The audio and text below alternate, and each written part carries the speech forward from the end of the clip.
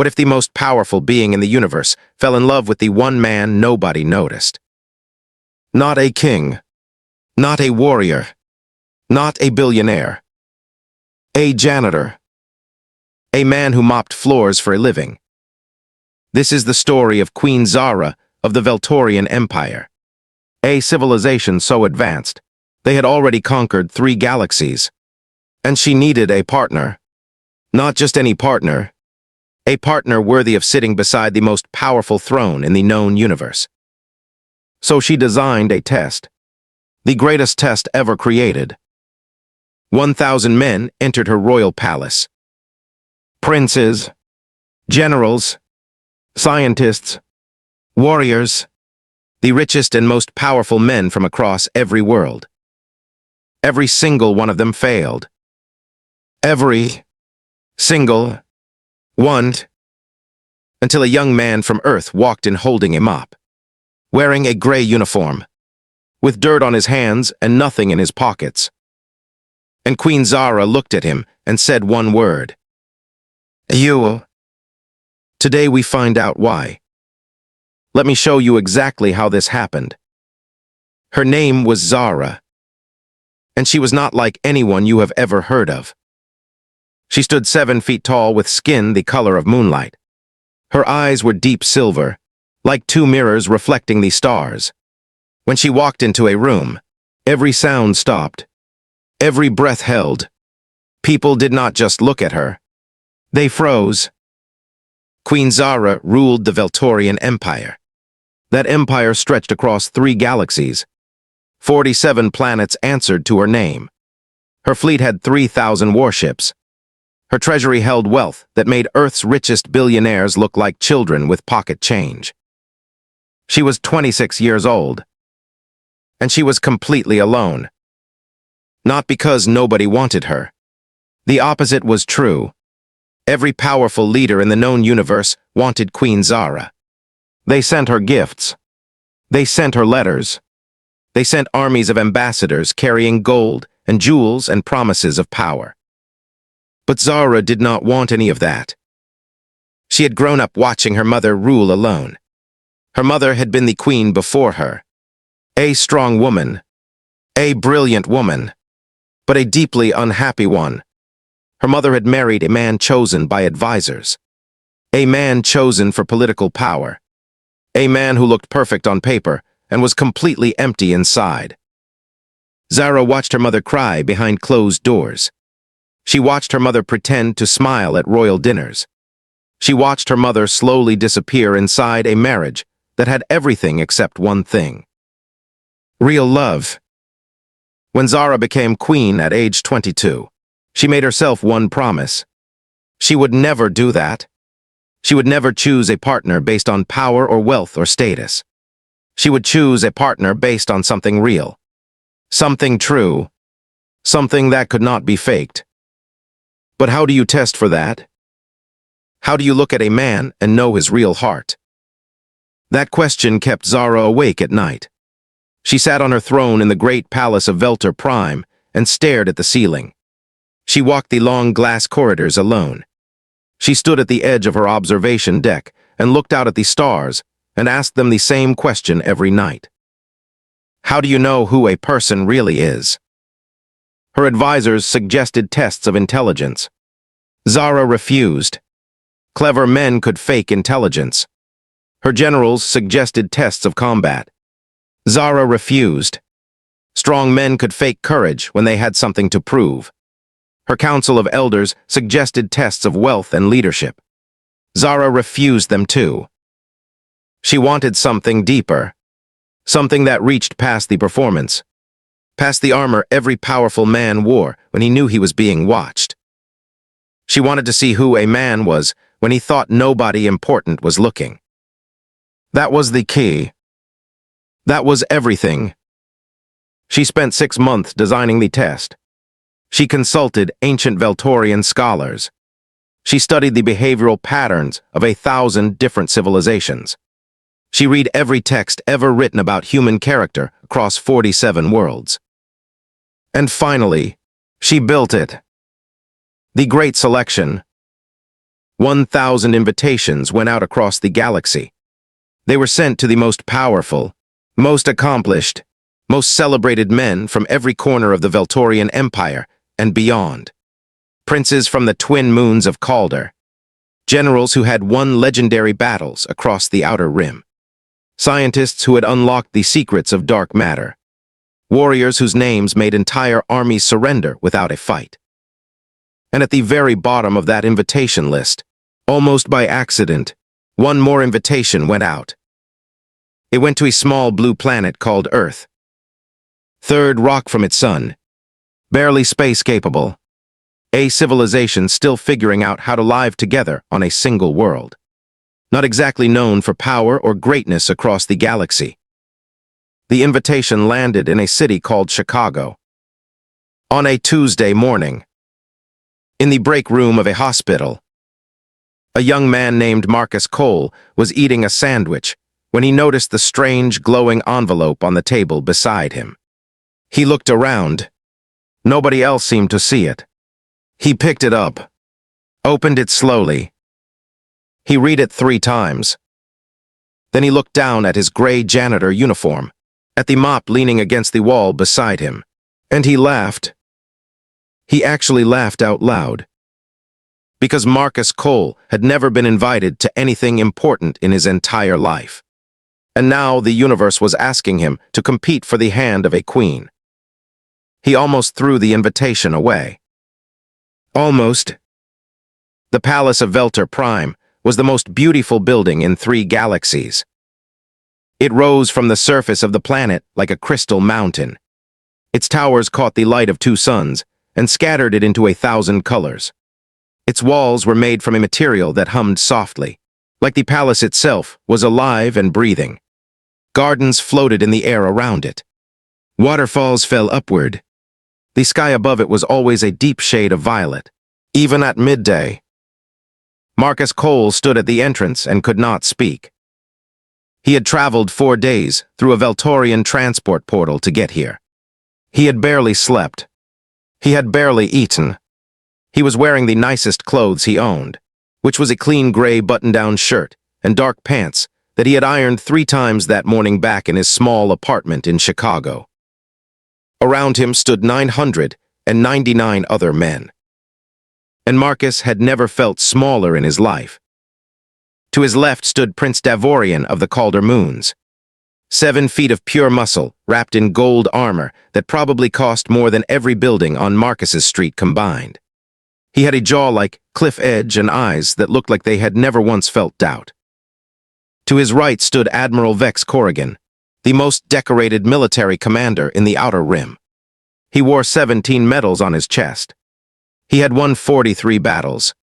He stood with the posture of a man who had never lost anything in his life. In front of Marcus stood a scientist named Dr. Elian Marsh, who had reportedly discovered a new form of energy that could power an entire planet. He wore a sleek black uniform and carried a data tablet, and looked like the kind of man who had already calculated exactly how to win this competition. These were the men Marcus was competing against. He seriously considered going home. But then something strange happened. A Veltorian official approached the group. She was tall and silver-skinned and moved like water. She raised one hand, and the entire crowd went silent immediately. She said the rules were simple. There were no formal tests, no combat, no intelligence exams, no displays of wealth or power. The queen would simply walk among them. She would observe. She would speak with any man she chose. And at the end of 3 days, she would make her decision. That was all. A quiet ripple of confusion moved through the crowd. Prince Davorian frowned. Admiral Corrigan crossed his arms. Doctor. Marsh looked up from his tablet with one eyebrow raised. Marcus just nodded slowly. He understood immediately what the queen was doing. Without a formal test, every powerful man here would default to performance. They would try to impress. They would try to demonstrate their worth. They would compete with each other for visibility, jostling for position, trying to catch the queen's eye. And in doing all of that, they would reveal exactly who they were. Not who they wanted to be. Not the version of themselves they had prepared. The real version. The one underneath. Because 3 days is a long time to maintain a performance. But Marcus did not plan to perform. He did not have a performance to give. He was just a man who cleaned floors for a living. He had no rank to display. No medals to point to. No wealth to demonstrate. He had nothing to offer except himself. So that is what he decided to give.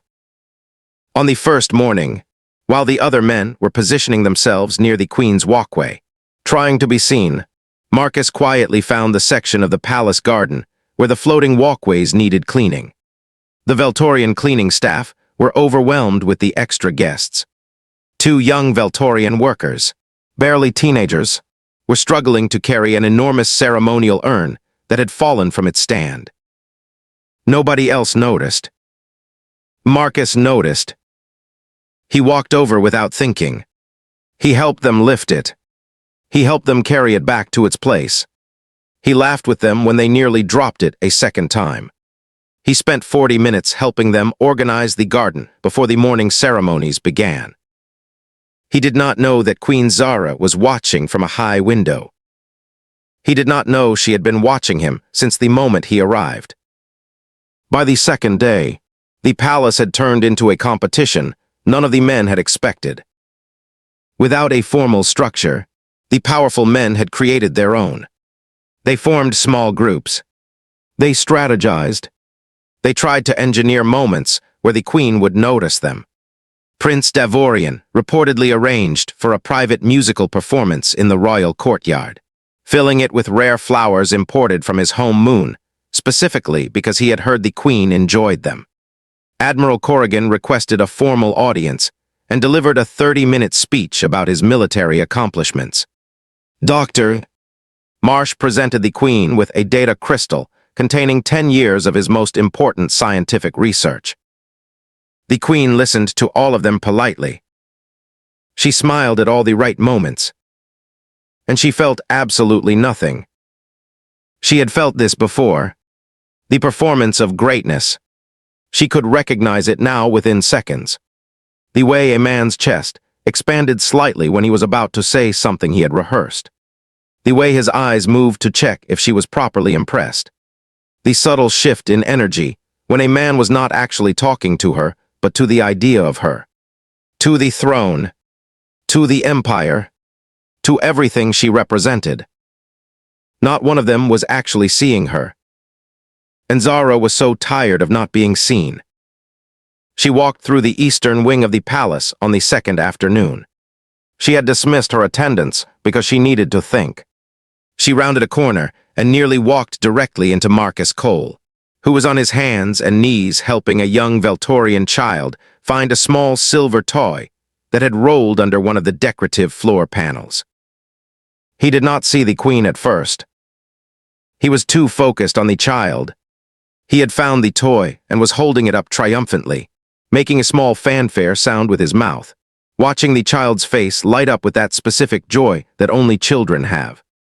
Pure, uncomplicated, like sunlight through clean glass. Then he looked up and saw her. He froze. He stood up slowly. He was not wearing his best clothes. He had been helping move furniture for the palace staff all morning, because 2 of their automated systems had malfunctioned and they were behind schedule. He had dust on his hands and a small smear of something silver on his shirt. He looked like exactly what he was. A man who had spent the morning working. He said the most unexpected thing anyone had ever said to Queen Zara in her entire life. He said, emphasis sorry, I'm in your way. Are you okay? You look like you've got a lot on your mind, emphasis. Not, Your Majesty, not a bow, not a prepared speech. Just a simple, honest question. Are you okay? Zara stopped breathing for exactly 3 seconds. In her entire life, across 47 planets and thousands of formal interactions. Nobody had ever asked her that. Advisors told her what to think. Generals told her what to decide. Suitors told her what they could offer. Ministers told her what was expected. Nobody had ever simply asked if she was okay. She did not know what to say. And that silence told her everything. She asked him to walk with her. Just walk. No agenda. No protocol. He fell into step beside her without the stiffness that everyone else carried in her presence. He talked to her like she was a person. He asked her questions. Real questions. He was curious about her life in a way that had nothing to do with her power. He asked her what she enjoyed doing when nobody was watching. She told him she liked reading old Earth novels. She had discovered them through the Imperial archives and found them quietly wonderful. He stopped walking. He looked at her with genuine surprise and said, "Which ones?" And Zara laughed. Not a formal laugh. Not a polished royal smile. A real laugh. Sudden and unguarded. The kind she had not heard come out of herself in years. She covered her mouth afterward, almost surprised it had happened. Marcus just smiled at her. Warm. Uncomplicated. Real. And Queen Zara thought to herself, "This is the one." Word spread through the palace quickly. The queen had been seen walking with the human janitor for over an hour. The reaction was immediate and not polite. Prince Davorian reportedly called it an insult to the noble houses of the empire. Admiral Corrigan was said to have gone completely silent, which according to sources who knew him, was far more frightening than if he had shouted. Dr. Marsh allegedly requested formal complaint be filed with the Queen's Council, arguing that the selection process had not been conducted in a manner consistent with imperial dignity. The other 996 men simply could not understand it. They had brought wealth. They had brought power. They had brought achievements that spanned decades and entire worlds. Some of them had genuinely impressive qualities. Some of them were, by any external measure, extraordinary individuals. But not one of them had asked the Queen if she was okay. Not one of them had helped a child find a lost toy. Not one of them had spent 2 days quietly helping the palace staff without being asked, without announcing it, without expecting anything in return. On the evening of the second day, the Queen's Council requested an emergency meeting with Zara. Her lead advisor, an ancient Veltorian elder named Counselor Teth, stood before her with the expression of a man trying very hard to remain composed. He laid out the case carefully. The political implications, the diplomatic concerns, the expectations of 47 planetary systems. He spoke for 20 minutes about tradition and duty and the weight of empire. Zara listened to every word. Then she asked him one question. Emphasis, in your entire career as my advisor, have you ever once asked me how I was feeling? Emphasis. Counselor Teth opened his mouth, closed it, opened it again. He could not answer. Marcus asked me that within 30 seconds of meeting me, she said. Emphasis, he did not ask because I was a queen. He asked because he is the kind of man who notices people. All people, not just the important ones, emphasis. She stood and walked to the window. The twin suns of Velter Prime were setting behind the floating gardens, turning everything the color of copper and gold. My mother chose power, she said quietly. Emphasis, and she was miserable every day of her life. I watched her disappear slowly. I will not do that, emphasis. Counselor Teth was silent for a long moment. Then he said something that surprised even himself. Emphasis, your mother told me once, near the end of her life, that she wished she had been brave enough to choose differently, emphasis. Zara turned from the window. As I know, she said, as she told me too. Meanwhile, Marcus had no idea any of this was happening. He was in the palace kitchen. He had wandered in looking for water and ended up spending 3 hours helping the kitchen staff prepare the evening meal because one of their main food processors had broken down, and the head chef was in a quiet panic about feeding 1,000 guests. Marcus could not operate alien food technology, but he could peel things and carry things and follow instructions. And he did all of it cheerfully while listening to the kitchen staff talk about their families and their worries and their hopes. He did not know the Queen's Council was meeting about him. He did not know that hidden sensors throughout the palace had logged every action he had taken over 2 days. The children helped. The furniture moved. The staff assisted. The honest conversations. The absence of any performance or calculation. He did not know that the Queen had reviewed every single record. He did not know she had cried quietly at her desk while watching the footage of him helping the 2 young Veltorian workers with the ceremonial urn on the first morning. Not because it was dramatic, but because it was so completely ordinary, so natural, like it had never occurred to him to do anything else. He was just being himself. Completely, effortlessly, himself. And that was the rarest thing Queen Zara had ever encountered in her entire life. The morning of the 3rd day arrived like a quiet storm. The sky over Velter Prime was deep violet and still. The twin suns had not yet risen. The palace was hushed in that particular way that comes before something important. Even the air felt different. Heavier, like the universe itself was holding its breath. The 1,000 men gathered in the grand hall of the palace. It was a room so large that clouds sometimes formed near the ceiling. The floors were made of polished starstone that reflected everything like a perfect mirror. Every man stood in his finest presentation. Armor gleaming, uniforms pressed, medals aligned, expressions carefully arranged into their most impressive configuration. Marcus stood near the back in his clean gray shirt. He had slept well. That was the honest truth.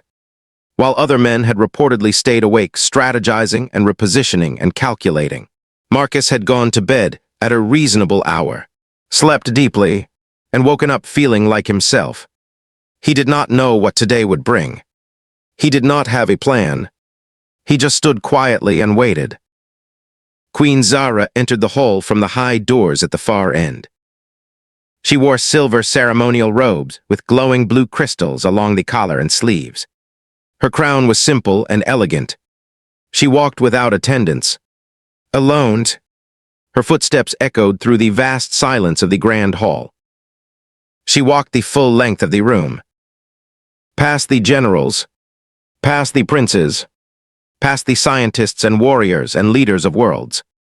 She looked at each of them as she passed. Some of them bowed. Some of them stood straighter. Some of them did their best to project everything they had. She walked all the way to the back of the room. She stopped in front of Marcus Cole. He met her eyes without flinching. Not out of arrogance. He was not that kind of man. But because he had nothing to prove and nothing to hide. He simply looked at her the way he looked at everyone. Like she was a person worth seeing. She reached out and took his hand. The hall erupted. The sound was extraordinary. 999 men reacting at once. Voices raised in disbelief and protest. The political implications were immediate and enormous. 47 planetary systems would have opinions about this. The council would convene emergency sessions. Diplomats would send urgent messages. Ancient traditions would be cited. Arguments would be made. None of it changed what happened next. Queen Zara raised her other hand, and the hall fell silent. She turned to face the room, still holding Marcus's hand. "I have spent 3 days watching 1,000 men show me who they are," she said. Her voice was clear and calm, and filled the enormous room without effort. "Emphasis, most of you showed me your power, your wealth, your achievements, and I do not doubt that these things are real, Emphasis. She paused. Emphasis, but power does not see a child's tears. Wealth does not help a stranger carry something heavy. Achievement does not stop to ask a lonely person if they are okay. Emphasis. She looked at Marcus for a moment. He was still just standing there, quietly, like himself. Emphasis, this man has never ruled a planet. He has never won a battle. He has no titles and no fortune. But in 3 days, while 1,000 powerful men were performing for me, he was simply living, helping, noticing, caring. Emphasis. Her voice did not waver. Emphasis, that is the rarest form of greatness I have ever encountered. And it is the only kind I want beside me. Emphasis. The hall was completely silent. And in that silence, something shifted. Not all 999 men were angry. Some of them, reportedly, were quiet in a different way. Thoughtful, like something had just been named that they had always known, but never admitted to themselves. That real strength is not what you carry into a room. It is what you give away quietly when nobody important is watching. Marcus Cole looked at Queen Zara and said the same simple thing he had said when they first met. "Are you okay?" She smiled. The first completely real smile she had worn in years. "I am now," she said. Here is the part nobody talks about. Marcus Cole never asked to be chosen. He never tried to winches. He walked into that palace with nothing, and he stayed exactly himself the entire time. And that was the whole point. The test was never about finding the most powerful man. It was about finding the most real one. Queen Zara had watched her mother lose everything that mattered, while holding everything that looked impressive. She refused to repeat that story. The truth is, the rarest human quality in any world, in any galaxy, is simply this: being genuinely, quietly, consistently good. Not for reward, not for recognition, just because that is who you are. Marcus did not win because he was the best candidate. He won because he was the only one who forgot he was competing. If this opened your eyes, the next story will change how you see everything. So let us look at what we just witnessed. 1,000 powerful men entered a palace, and every single one of them failed. Not because they were bad, but because they were performing instead of living. The queen did not want the most impressive man in the room. She wanted the most real one. Marcus Cole never tried to be chosen. He just kept being himself, helping people, noticing others, asking simple, honest questions. And that quiet, consistent goodness was more powerful than every crown and medal in that hall combined. The lesson is not that wealth and power mean nothing. The lesson is that without genuine character underneath them, they mean far less than we think. Now here is your question for today. In your own life, when do you act differently because someone important is watching? Think about that honestly. If this story moved you, hit that like button right now. It genuinely helps this channel reach more people who need to hear stories like this. Subscribe so you never miss a new HFY story. Every week we bring you tales that remind you what humanity is truly capable of. And watch this next video. The story there will absolutely blow your mind.